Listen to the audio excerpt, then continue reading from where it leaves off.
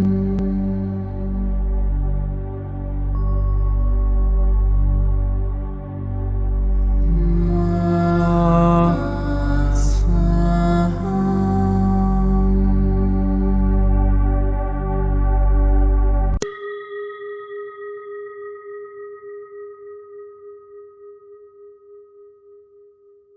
qui suit est la transcription d'un échange entre Mathias de Stefano, désigné ici comme moi, et son soi supérieur, désigné comme je suis. Dans cette capsule, la voix féminine incarnera le moi, tandis que la voix masculine représentera le je suis. Cette conversation intitulée Les Amours a été réalisée le 17 août 2020. Oui, amour signifie son mort en latin, c'est-à-dire que c'est quelque chose d'éternel, et nous savons tous que ce qui est éternel est énergie, puisqu'elle se transforme constamment sans fin. Ainsi, l'amour est une énergie, l'énergie qui traverse et construit éternellement tout. Par conséquent, l'amour a de nombreuses formes, et on peut aimer de différentes manières, n'est-ce pas? De toute évidence, l'amour est cette énergie éternelle qui crée et façonne tout. Dès la première impulsion de l'univers, l'énergie éternelle est ce qui se transforme encore et encore. Des ondes aux cordes, des cordes aux quantiques, des quantiques aux particules, et celles-ci en atomes, et aussi en molécules, et celles-ci en éléments chimiques, et les éléments des acides qui composent les codes génétiques et sont protégés dans le plasma d'une cellule, qui se multiplient jusqu'à devenir un organe, puis un organisme, un corps, puis une entité, et de là, un être. C'est-à-dire que tout est amour, puisque tout est énergie éternelle. Et l'énergie vibre, comme la musique, sur des mélodies différentes. Les cordes du temps, qui constituent la base de toutes les connexions énergétiques, sont comme les cordes d'un piano, d'une guitare ou d'une harpe qui, selon leur épaisseur, leur tension ou leur longueur, sonneront plus haut ou plus bas, générant la variété énergétique que vous entendez comme musique, quand ils sont tous combinés. Pour qu'une belle chanson produise l'effet escompté, elle a besoin de rythme, de moments de tension et de résolution. Cela nous amène à comprendre que la chanson que nous appelons amour aura des notes différentes, certaines profondes et denses, et d'autres subtiles et aiguës. Cette gamme, chez l'humain, se retrouve dans tout le corps, comme si vous étiez une guitare dont les cordes parcourent tout votre corps, depuis les pieds jusqu'à la tête. Et les tendeurs de cordes se retrouvent dans chacun des chakras. Ainsi, plus la corde est courte et épaisse, plus elle sonnera grave et dense, générant des émotions plus faibles. Et plus cela sonne long et aigu, plus vos émotions sont fortes. Mais elles font toute la chanson. On pourrait donc comprendre que la haine n'est pas le contraire de l'amour, mais plutôt une de ses multiples notes, la plus sérieuse de toutes. Lorsque vous écoutez une chanson, les notes graves sont celles qui vous ramènent à l'intérieur, à voir ce qui n'a pas été travaillé, à la tension qui vous habite. La haine est une de ces tensions, et le bonheur est la résolution de cette tension musicale. Mais ils créent tous les deux la chanson. Par conséquent, la seule chose qui vous permet d'apprécier et d'entendre la belle mélodie est l'amour inconditionnel. Car vous pouvez voir la logique et la beauté de chaque processus, de chaque note, sans la juger. Cela justifierait toutes sortes d'amour, par exemple l'amour obsessionnel, la jalousie ou l'amour machiste typique. Je te frappe parce que je t'aime. Il ne s'agit pas de savoir ce qui est bien et ce qui ne va pas. C'est une question d'accorder les cordes. Un instrument désaccordé ne génère que du bruit, de la discorde. L'erreur est de penser que le bonheur est une bonne chose et que la tristesse est une mauvaise. Non, il n'y a pas d'émotion dans l'univers qui soit mauvaise, ni aucune forme d'amour qui soit correcte.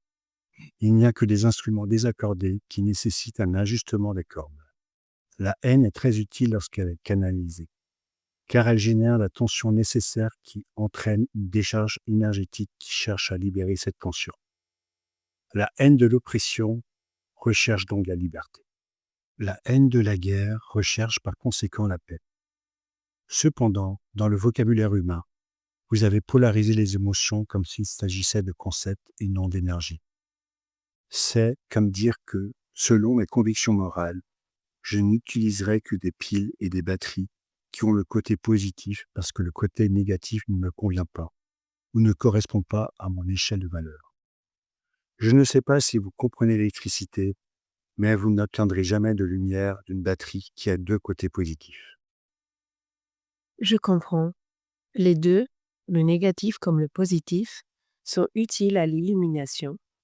Le problème n'est pas de savoir comment l'accorder, l'ajuster, et cela passe par la façon dont j'utilise les chakras. Quels sont les moteurs ou les chevilles d'une guitare? En ajustant vos chakras comme les cœurs d'une guitare, c'est-à-dire en arrangeant l'énergie qu'ils contiennent, en les faisant tourner correctement et en harmonie les uns avec les autres, vous réussirez à faire sonner les cœurs négatifs pour qu'elles soient utiles à votre mélodie d'amour. L'inconditionnalité signifie sans condition. Et parfois, les gens ne se rendent pas compte de ce que cela signifie et pensent que l'inconditionnalité est quelque chose de très idyllique, où vous rejetez le négatif et vivez dans un monde de paix, de fraternité et d'utopie. Or, c'est très différent. Cela implique simplement de reconnaître l'utilité, même de ce qui est négatif et sombre, et de comprendre avec amour que celui qui n'est pas accordé, c'est parce qu'il n'a pas été capable d'ajuster ses chakras, ses accords, et non parce qu'il est mauvais. Peut-être a-t-il vécu dans sa vie des situations qui ont déréglé les chevilles. Et c'est pourquoi sa forme d'amour est déréglée. Croyant que frapper est de l'amour, que dominer est de l'amour, que surprotéger est de l'amour, que contrôler est de l'amour, que la jalousie est de l'amour. Donc, la proposition est d'aider à ajuster le monde intérieur pour que cet amour soit utile. Toutes les émotions existantes sont utiles, toutes, et toutes naissent de l'énergie éternelle, c'est-à-dire de l'amour. Comprenez-vous pourquoi on dit que Dieu est amour et que l'univers est amour, où seul l'amour vous rendra libre, où tout est amour? Ce dont vous avez besoin, c'est d'amour. Oui, parce qu'aimer ne veut pas dire d'être amoureux, mais plutôt être éternel, illimité. Et en fait, c'est ce que l'on ressent quand on tombe amoureux. On sent qu'il n'y a pas de limite, qu'on peut tout faire. Car toutes les émotions y coexistent. Les plus importantes sont celles qui sont inscrites dans chaque cellule comme mécanisme de survie sur Terre. La joie, la colère, la peur, la tristesse, la surprise, le dégoût, la confiance, l'intérêt. De là découle la honte, la culpabilité, la gêne, la satisfaction, le mépris, l'enthousiasme, la complaisance, l'orgueil, le plaisir. Et tout ce qui précède passe du statut de réaction à celui d'état constant, que vous appelez sentiment, tels que la générosité, la joie, l'affection, la compassion, l'espoir, la liberté, la gratitude, l'acceptation, la camaraderie, la gentillesse, l'admiration, la bienveillance, la bonté, le soulagement, l'empathie, l'intégrité, l'harmonie, l'attachement, l'approbation, l'honnêteté, l'humilité, la concentration, la tempérance, la tolérance, la motivation, le bonheur, la force, l'autonomie, la sérénité, l'optimisme, le contentement, la sécurité et l'amour lui-même. Nous parlerons de tous ces éléments tôt ou tard. Ne soyez pas pressés. Et alors, je dois faire en sorte que tout cela coexiste en moi harmonieusement, sans jugement. Eh bien, l'amour inconditionnel vous contient et a besoin de vous tous pour créer sa mélodie. Ce sont les différents amours qui coexistent dans votre cœur, qui est la rosette de la guitare, où se produit la grande résonance, où se combinent les basses et les tensions, les aigus et les résolutions. Est-ce pour cela que nous avons tendance à tomber profondément amoureux des choses qui nous causent des conflits? C'est-à-dire que les grandes histoires d'amour sont généralement celles qui doivent surmonter toutes sortes d'obstacles et de conflits. Roméo et Juliette, par exemple, même si cela s'applique à presque toutes les histoires. Exactement. Tout cela coexiste en vous. Toutes ces sensations sont là. Ce sont vos cordes. Mais vous êtes la guitare, le piano, la harpe. Le musicien est généralement l'autre, celui qui apparaît dans votre vie et qui joue de vos cordes. Cette personne, cet être, est celui qui vous fera voir ce qui sonne en vous et les ajustements ou déséquilibres de vos cordes. Les humains pensent souvent qu'ils ressentent une certaine émotion à cause de la grâce ou de la culpabilité d'une autre personne. Cependant, cette émotion vit en moi et elle est désaccordée ou juste en moi. L'autre vient de toucher la corde, la faisant sonner et me montrant comment je sonne. Mais c'est moi qui parle mal, pas l'autre. La réaction résonante est en moi, pas chez l'autre. Eh bien, même si l'autre doit aussi savoir où jouer, pour une raison quelconque, il a choisi de jouer cette corde et pas une autre. La résonance est tout. Ce que l'autre joue en moi ne fait que sonner ce qui est en moi. Mais en même temps, cela fait ce que l'autre avait besoin d'entendre et n'entendait pas en lui-même. Le musicien ne joue pas la chanson dans l'oreille d'un sourd, mais espère plutôt en tirer quelque chose. C'est une symbiose énergétique qui, à travers les relations, cherche à s'améliorer, à ressentir l'harmonie et à trouver l'amour inconditionnel. Et pour ce faire, le musicien et l'instrument doivent d'abord reconnaître tous leurs sons, leurs émotions et le nombre de mélodies qu'ils sont capables de créer. Mais surtout, libérez-vous de votre rôle, car beaucoup de gens croient qu'ils sont les instruments des autres. Et beaucoup croient qu'ils sont les musiciens qui utilisent les instruments à leur merci. Ils sont à la fois instruments et musiciens. Et comment devenir un bon musicien? Jouez de votre propre instrument et ressentir sa résonance dans votre cœur. La musique que vous pouvez faire de vous-même. Il est bien plus facile de blâmer les autres, ceux qui tirent les ficelles, que de constater qu'on peut provoquer des émotions sur soi-même. Regardez-vous dans le miroir. Reconnaissez que tout ce que je n'aime pas n'est que la musique qui émerge de moi et filtre ce que j'entends du monde. Ce n'est pas quelque chose de facile. Cela implique de s'accepter comme générateur de nos propres conflits. Ce qui ne résonne pas, ce qui est désaccordé, ce qui est déconnecté est dans mon être. C'est ma musique et aucun musicien ne veut découvrir que le problème de l'orchestre était son propre instrument. C'est pourquoi nous rejetons le bien et le mal sur les autres. C'est pour ça qu'on dit des choses comme sans cette personne, je ne suis rien, ou encore j'ai besoin de lui, je le déteste, mes problèmes disparaîtraient si ou elle disparaissait de ma vie. Toutes ces choses que nous projetons sur l'autre ne sont rien d'autre que nos propres déséquilibres que l'autre nous laisse seulement entendre. La conviction que nous avons besoin des autres pour être qui nous sommes, la croyance que c'est l'autre qui produit en moi telle ou telle émotion, et que ce n'est que grâce à l'autre que je ne peux me sentir complet ou vide. Qu'est-ce que tomber amoureux alors? Je fais référence à ce sentiment que nous ressentons dans notre cœur, comme s'il allait exploser.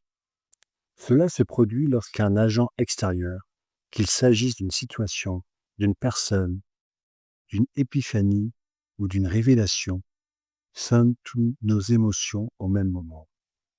Et que tout, du plus bas au plus haut de notre être, sonne à l'unisson. Cela génère une réaction qui neutralise tout ce qui a été séparé et le rend unifié. Mais en même temps, vous ne pouvez rien ressentir, car vous ressentez tout en même temps. Mais tomber amoureux n'est qu'un instant, car alors les cordes commencent à résonner en résonance avec les autres, générant des conflits et des tensions, et aboutissant ensuite à des résolutions. L'amour est comme une mer pleine de vagues, avec des sommets et des profondeurs, qui montent et descendent. C'est la seule façon pour les choses d'être éternelles. Si elles se transforment, pensez maintenant à toutes les personnes que vous avez réussi à aimer, dans tous les sens du terme, à celles que vous avez aimées profondément, avec qui vous avez ressenti une plus grande amitié, dont vous êtes tombé amoureux, avec qui vous vous sentez comme une famille, avec qui vous vous sentez comme partenaire ou amant. Pensez à tous ceux qui ont ému votre cœur. Et dites-moi, avez-vous réussi à entretenir ce sentiment en permanence? Non, cela a toujours été modifié, transformé en haine, ou trahison, ou déception, ou angoisse, ou de l'amour à l'amitié, de la passion à la relation, de l'amitié à l'amour. Cela ne reste jamais statique. À cause de la vague. On ne peut pas affronter la mer, mais on peut apprendre à y nager. Vouloir dominer la mer est égoïste. Apprendre à nager est un amour inconditionnel. Eh bien, une mer sans vague ne mène aucun navire à destination.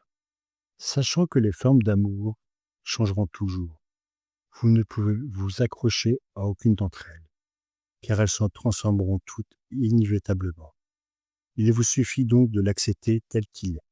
Et en l'acceptant, vous savez que les vagues ne montent pas puis descendent et ne remontent plus jamais. Mais elles reviennent. Elles remontent à la surface. Quand, au lieu de voir une montée et une descente, vous verrez l'horizon de la mer et les millions de vagues qui s'y trouvent, vous pourrez comprendre ce que signifie l'acceptation, l'empathie, l'inconditionnalité, comprendre que l'amour est de l'eau. D'une certaine manière, c'est libérateur, car cela nous permet de tout voir avec amour, pour que notre cœur puisse raisonner sans attente, sans vouloir s'attacher à la sensation. Et pourtant, vous l'êtes, Comment? attaché à une attente. C'est tout que vous avez. Elle ne vient pas de votre gorge, n'est-ce pas? Non, c'est vrai. Cela vient du cœur, du haut cœur. Vous sentez la pression dans votre poitrine. C'est comme si toutes les cordes étaient nouées, là, et ne pouvaient pas sonner comme prévu. Dis-moi, qui est le musicien qui t'a brisé le cœur? Vous connaissez l'histoire. Lorsque Merlin à Avebury, en Angleterre, m'a dit que je ne pourrais accomplir ma mission et mon but que si j'abandonnais les deux par amour, en m'autorisant à tomber amoureux du néant, du vide, il m'a dit que je ne pourrais le faire qu'en allant au cœur, en Suisse. Et c'est ainsi qu'au bout de 2 semaines, je suis allée en Suisse. Et quand je suis arrivée, je l'ai rencontré. Ou plutôt, je me suis souvenue de lui. En nous voyant, c'était comme si nous avions trouvé cette autre partie de moi. Nous l'avons senti tous les deux. Je n'avais jamais ressenti cela auparavant. Lorsque je l'ai vu, j'ai eu le sentiment de lui dire « Merci d'être venu. Je suis heureux que tu sois à nouveau là. » Puis, le même jour, il m'a dit qu'il était amoureux de moi, mais qu'il savait que je ne pourrais jamais rien ressentir pour lui. Parce qu'il n'était rien. Personne. Il était vide. Et puis, ces mots ont été ceux de Merlin. Et quelque chose en moi m'a fait comprendre ce que je ressentais. Je n'étais jamais tombée amoureux de quelqu'un comme ça. Le lendemain, je devais me rendre à Stockholm pour présenter un projet Ontocratie à une fondation, mon but dans la vie. Et déjà à l'aéroport, j'ai décidé de ne pas monter dans l'avion, de quitter l'aéroport et de rester avec lui, là, à Genève, en Suisse, le cœur de l'Europe, qui est le cœur du monde, en activant mon propre cœur à côté du sien, dans un village au centre du CERN, l'accélérateur de particules. Mais cette même semaine, sa famille est passée de l'amour à la haine. On nous a interdit d'être ensemble. On l'a monté contre moi, en lui faisant croire des mensonges, et je n'ai plus jamais pu le revoir. Il a disparu de ma vie. Avec le temps, j'ai compris que son amour, sa présence, incarnait tout l'amour que je devais ressentir pour moi-même. Mais depuis 2 ans, je ressens ce que je n'aurais jamais cru vrai, une épine dans le cœur. Dis-moi ce que tu ressens. C'est comme si rien n'avait de sens, comme si toutes les émotions de ma vie me conduisaient à lui. Car avec lui, j'ai ressenti toutes, absolument toutes les émotions que je pouvais ressentir avec quelqu'un, du plus bas au plus haut. Et comme le rien qu'il prétendait être, il a disparu sans même dire au revoir. Votre cœur est resté dans un état de tension, incapable de trouver une solution. Mais tu sais bien que chaque personne dans le monde extérieur n'est qu'une projection du monde intérieur. Sans elle, tu n'aurais pas découvert l'amour comme tu l'as fait. Tu n'aurais pas su que tu étais capable de te libérer de ton histoire et de ta mission. Tu as réalisé que tu étais vraiment libre. Et tu en as donc fait un choix conscient plutôt qu'un devoir et un regret. Tu t'es permis d'aimer tous les hommes sans limite et tu as compris la force de la douleur en la transformant en enseignement. Son amour n'a pas disparu. Il vit en toi. Il t'a montré ce dont tu es capable quand tu aimes. La mélodie de ton cœur. Pourtant, mon cœur a besoin de tourner la page sur cette histoire, qui est la plus ouverte de toutes celles qui m'habitent aujourd'hui. J'ai encore mal, et ce sont les mots que je n'ai pas pu lui dire qui me font tousser de mon haut le cœur. Il faut d'abord que tu sois capable de les dire à toi-même. Et ensuite, tu trouveras le moyen de les lui dire. Car tout grand chemin d'amour ne commence pas par se donner à l'autre, mais par se donner, se laisser entendre sa propre mélodie. Je ne sais pas comment faire. Ma projection de ce que nous aurions pu être ensemble est si grande que mon cœur continue de battre pour une idée qui n'existe plus. Et tu espères toujours que parler de lui fera savoir un jour que tu attends toujours son retour. Et la vérité est, cher ami, que ce ne sera pas le cas. Eh bien, celui que vous espérez reviendra, vit dans vos souvenirs et vos attentes, quant à ce qui pourrait être, et non à ce qui est. Ce que vous espérez revenir vit déjà en vous. Et tant que votre chanson ressemble à ce qu'elle aurait pu être, elle ne sera jamais ce qu'elle est. Par conséquent, en amour, il ne faut rien attendre de personne, mais plutôt être ce que l'on espère recevoir. Aimez-vous et vous ne recevrez que de l'amour. Je ferai tout ce qui est en mon pouvoir pour que mes cordes sonnent à nouveau. Il n'y a pas grand-chose à faire, c'est simplement de l'aimer, car l'idée que vous avez de lui ne vit pas en lui, mais en vous. Tous les humains projettent sur les autres ce qui vit en eux. Et vous pleurez devant l'incapacité de l'autre à vous donner ce qui a toujours été déjà dans vos mondes intérieurs. Apprenez à vous donner ce que vous attendez des autres, et alors vous recevrez la cohérence des autres envers vous, librement, sans attente, idée ou condition. L'attachement à l'idée de ce que pourrait être est l'une des clés fondamentales pour lâcher prise, pour aimer, puisque la mère est un esprit libre qui ne peut être enfermé dans un corps. Je dirais seulement que l'amour qu'il a éveillé en moi m'a aidé à réaliser que j'avais cet amour en moi. Un amour capable de passer de rien à tout en un instant et de revenir à rien. Pour revenir encore au tout. J'honore ce que je ressens, sans jugement, car aujourd'hui encore en son absence, cela continue de me rappeler la force d'amour qui est dans mon cœur. Je dois juste le sentir libre et élargi, me libérer de l'attachement. Et pour ce faire, vous devez vous permettre de vous aimer autant que vous l'aimez. Lâchez l'attente de votre mission et de votre but. Tombez amoureux du néant. Tombez amoureux du vide qu'il a laissé en vous. Parce que son amour habite en vous. Parce que vous, Moi, je suis l'amour et je le porte en moi.